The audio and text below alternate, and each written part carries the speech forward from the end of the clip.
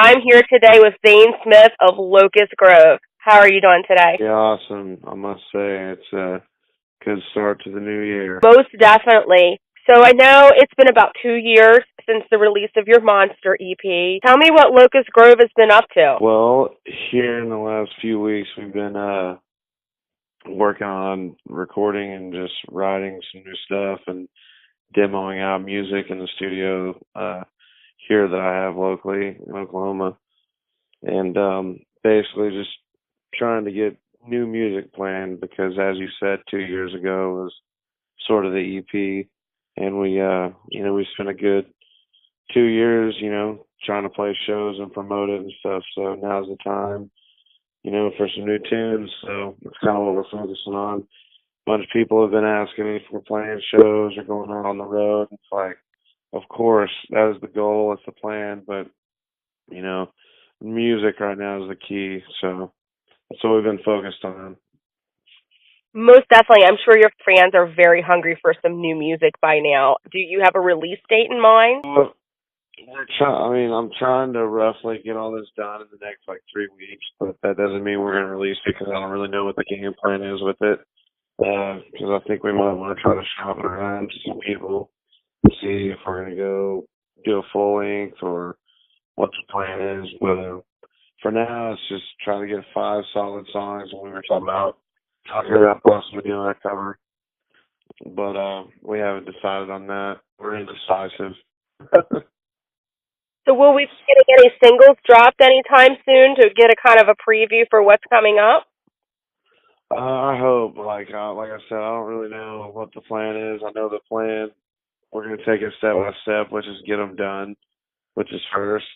And since I'm doing it, that can be kind of it's a good thing and a bad thing. I feel like because it's for budget and just for cheap. It's good to just do demos on your own, but it takes me. I'm a perfectionist, so it's kind of counterproductive sometimes because it takes me forever. It's just like, oh, we could get it a little bit better. So But are you doing all the production and everything? You guys are doing that all DIY? There's no record label right now involved? that's all basically for these demos. We're calling them demos just because we'll see how it goes, but hopefully a label steps in or something, with a budget to take it and go do a record somewhere. That's the goal. Definitely. Well, we'll certainly be happy to get any of the new music that drops out on 106.6 The Blast, as well as we are broadcast on Live 365. So whenever that is ready, we'll be happy to have it. Awesome. Yeah, no, as soon as we are comfortable with, releasing something, I'll have it over to you. Sounds good. So talk to me about any show dates that are coming up that we should keep on our radar. Okay, so as of now, the only thing we have, because as I was saying, we're kind of laying low on shows until, we get this recording out of the way. But we booked a show down in Tyler, Texas on the 19th of January at a venue called Clicks.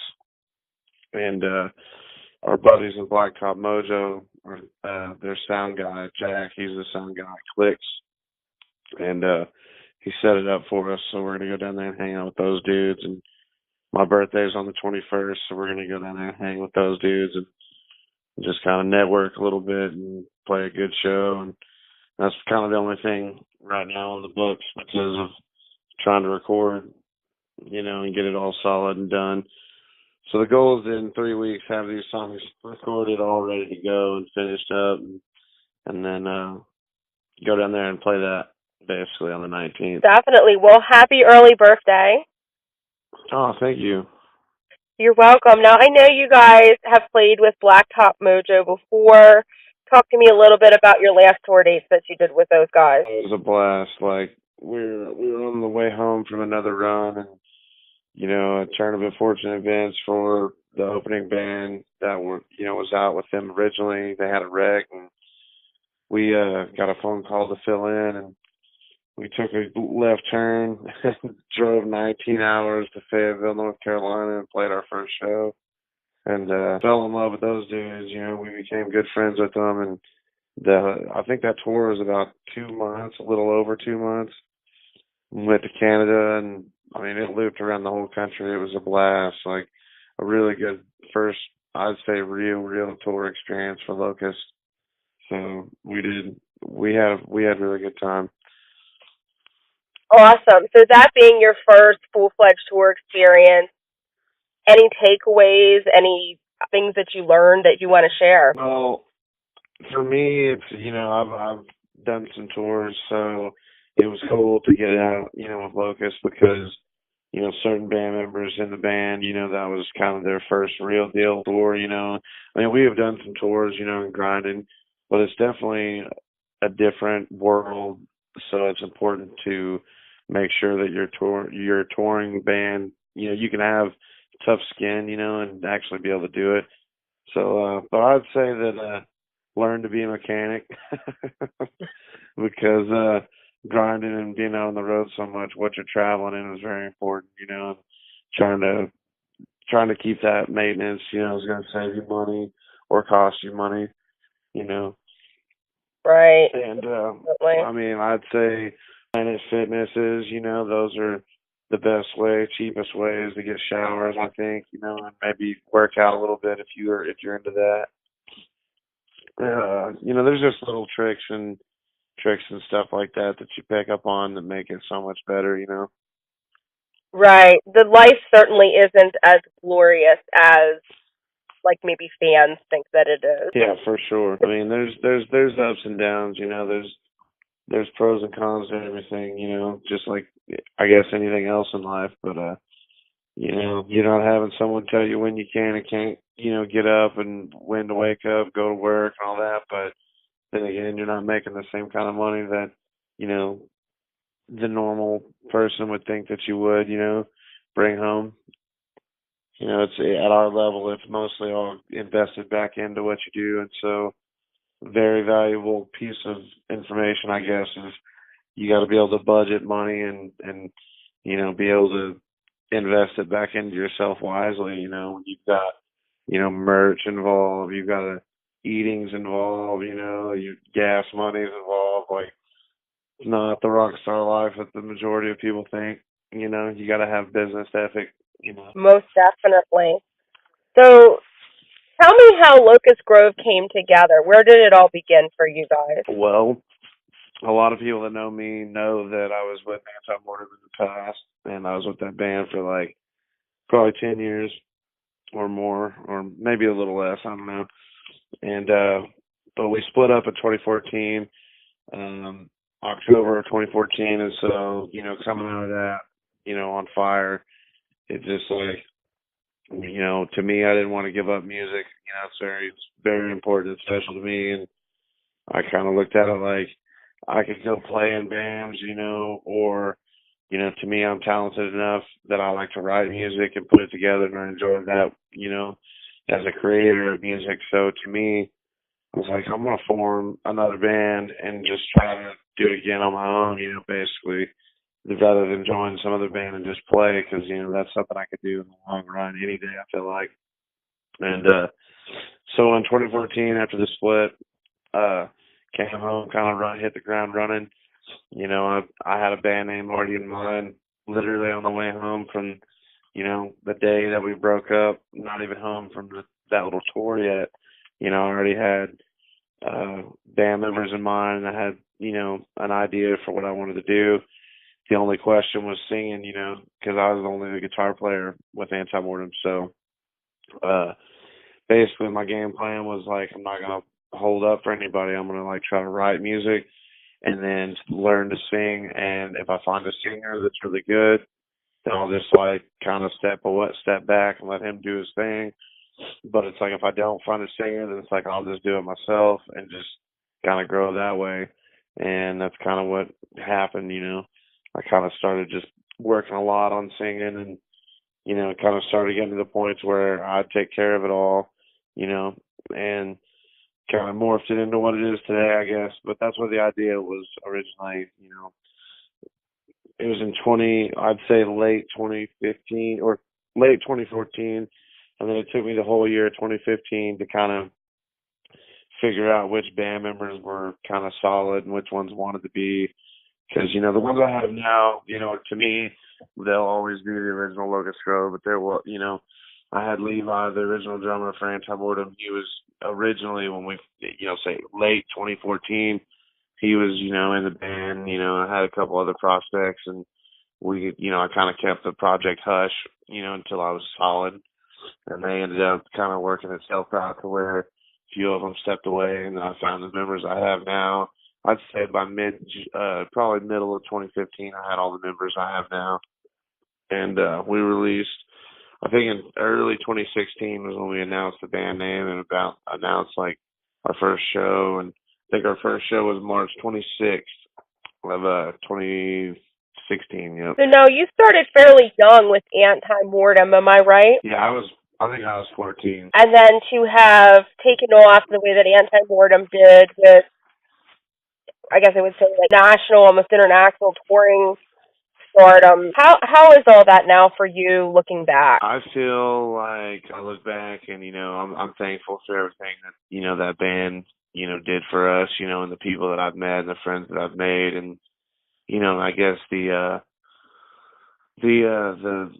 it showed us that it is possible, because I wouldn't say that band even made it. Like, really truthfully, the sad thing is right when that band kind of started to make it, everybody kind of stopped getting along, and and it just kind of fell to shit, to be honest. And so that's the sad part there, and I'm pretty sure on everybody's angle now that we're all older, looking back, it's like, Jesus, like, threw away a really great thing, is the way we all kind of probably feel. But it's kind of done, it's in the past. So, but it's, it's all, if you use it as a learning experience, like, I constantly, I reflect back to those days on things that we did that was wrong, or, just stuff that the way that we would handle things in that day versus the way that we would now, or the way that I would now, like on a more mature level, because I think that a lot of that had to do with it. But I mean, who knows? That bit, like I said, the problem, and someone once said that Anti-Mortem was a band that was, we were together for like 8 years, and then towards the end of it, we started to see success, but by then the friendships and everything were already ruined almost, And so, we were so young, and and stuff started happening so fast. I'm sure that, no one really knew how to handle that, I guess. So kind of went the way it did. But like I said, I'm thankful and grateful for all the people that I've met in the industry and all the friends that I have. One of the things that's really special to me is I can kind of take off and, pretty much between me and the other guys and my band members, that I've gotten Locust, I'm pretty sure that we've got a place to stay in pretty much every state, which is huge, like, because it helps with touring costs and everything. If, we're in Colorado and we've got a friend we can go stay with that night. So, I think that the connections I've made and the stuff that's happened is kind of the biggest thing that I take away from everything. Getting to see certain friends every time, every so often for tours. And, that's who I do it for, really, is all the people and everybody across the country that still believe in me, and believe in music and, want to see us do what we do. Most definitely. I mean, certainly that was such a young age to see so much success. What wisdom or experience have you taken and kind of used to do things differently in Locust Grove? I mean, I've learned. I mean, like I said, it's just all in how I feel like mainly it's just a maturity level. Like, having a lot more business ethics on like the financial end of things. Things that we wouldn't do now, or I've laid out on the line for all the guys in Locust. Kind of explain to them situations and things that's happened. In the past and the outcome of it, and like, hey, let's not do that this time. Like, learn from your mistakes type of deal. So Most definitely, and certainly we can hear that maturity and season in the music that you're putting out now. right, yeah, no, I definitely think that we're on the same page. Like, it's as sad as it is, because Anti-Mortem, in my opinion, could have done some really big things given the opportunities. If we we were given the opportunities if we'd have fell through with everything, on our end, and no telling where we'd be to this day. But everything happens for a reason. And I must admit, I tell everybody that asks, I really do feel that, the set of guys that I've got in Locust Grove are solid. They help me on every aspect. Whether it be finances or, if it's loading the gear, loading the trailer, if it's just we do everything together, and that's kind of what it is. That's what makes a unit. Like, I can recall days back in the past that we would have big tours coming up and, we couldn't even get together to have band practice, like we just, all of a sudden it kind of felt like, oh, well, we made it, so we'll be there, but no one wanted to do the work anymore, so with this band, I'm constantly trying to keep everybody humble and just trying to keep meeting and playing, and no matter what, just, it's all about trying to stay humble, with where you're at. Most definitely. Well, certainly so much of that comes from youth.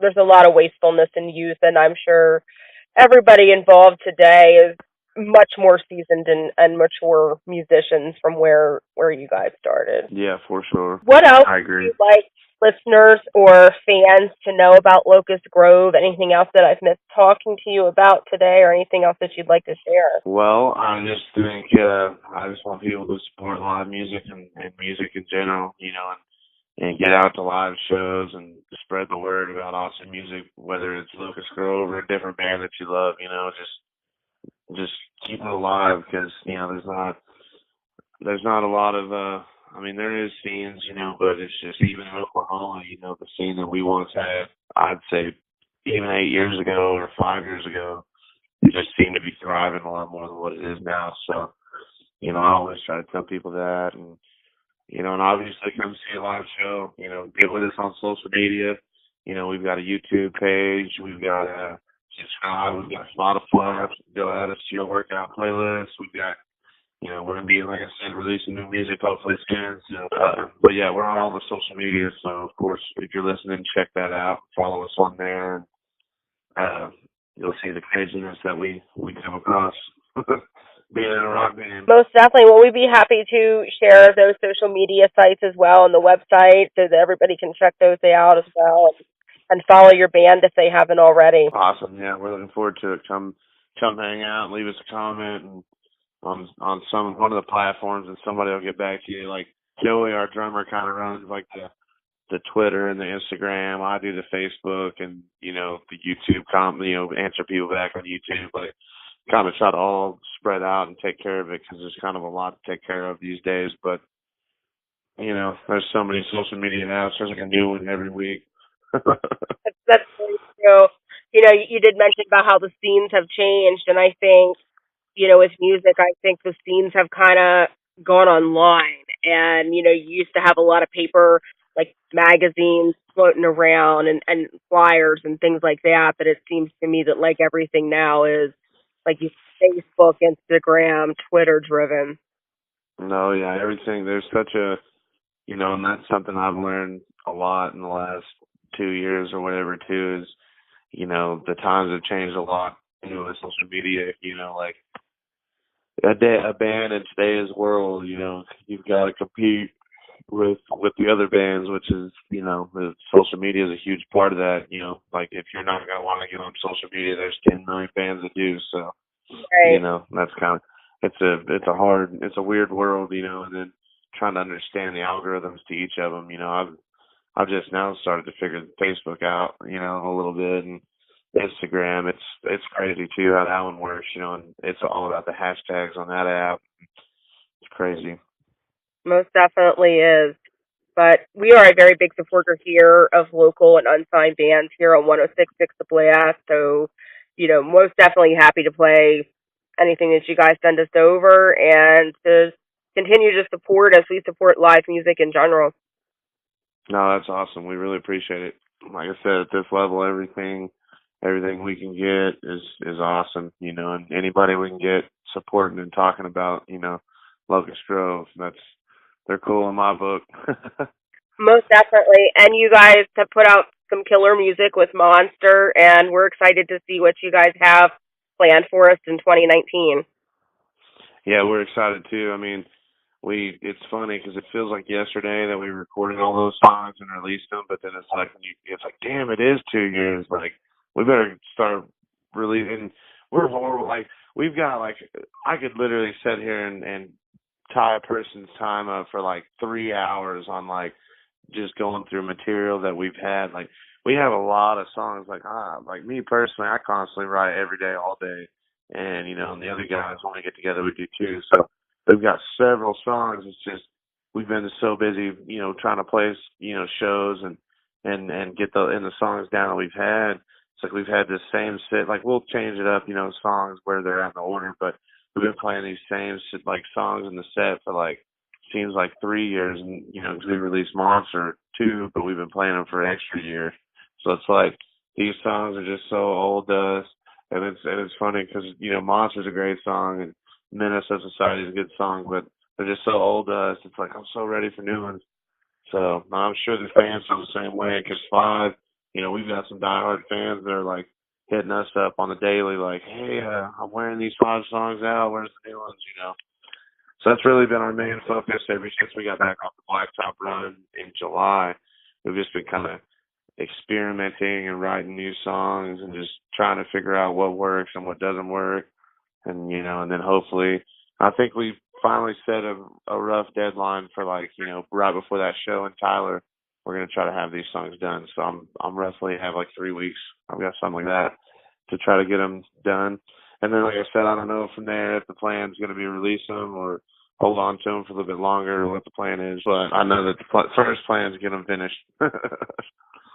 Awesome. Well, we'll be excited for that. And I thank you so much for taking the time to speak with me today. And for everybody that's listening, make sure you check out Locust Grove. Yeah, much love, everybody. Thanks for having me.